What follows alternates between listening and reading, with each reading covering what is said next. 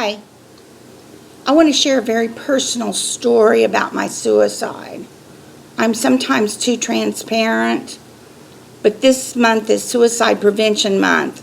That deserves personal, transparent stories because suicide affects the person and everyone around them. When I first found out I was bipolar, I lost my job. I felt depressed and empty and worthless and downright angry. I felt that there was no way out. Inside me was a big hole that nothing could fill. My life was over. You'll notice how selfish it sounds. I, me, my. I can tell you it is not a selfish idea. It is the truth at the time, that moment. Those thoughts are the only ones that you hear. And the feeling you have is of great pain. Pain, pain, pain. It's all you feel with those words in your mind. You may ask where God was during that time. I don't know. I guess I had pushed him away. Because of that anger, I turned my back on him. Now I know that that big black hole inside of me was the place he belonged. Where was my family? They were around me. They loved me very much. But they didn't know what to do, and neither did I. I started to get treatment with drugs, but they were not working. And one day I woke up and I said, this is it. Today's the day. I will not tell you what I did, but just know that I took medication. I had planned it so no one would be at home until I was gone.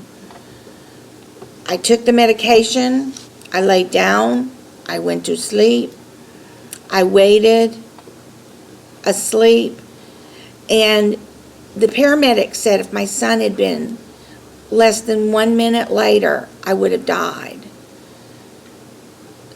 Luckily, praise God, my son arrived and he saved my life. I don't remember much about that time.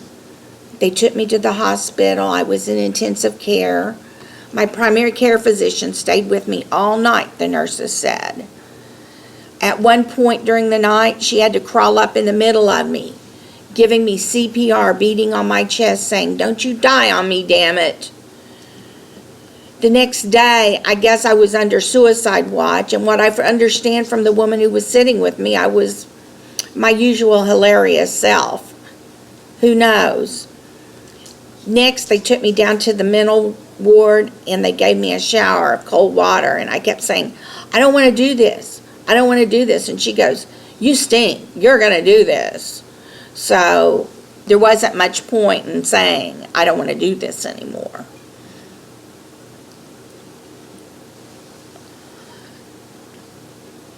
That's what it feels like for someone who commits suicide.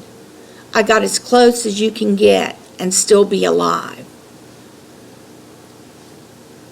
When a person commits suicide, it's not about you, it's about them and how they feel. They think you'll be better off without them, and that's why they do it. They think they're worthless to you.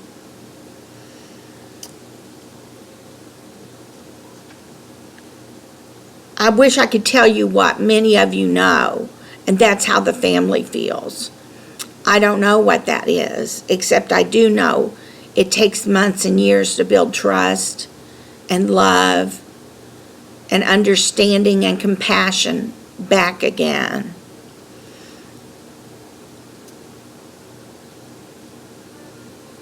This is my story. I hope some of you understand why it happens. I hope others see themselves and seek help.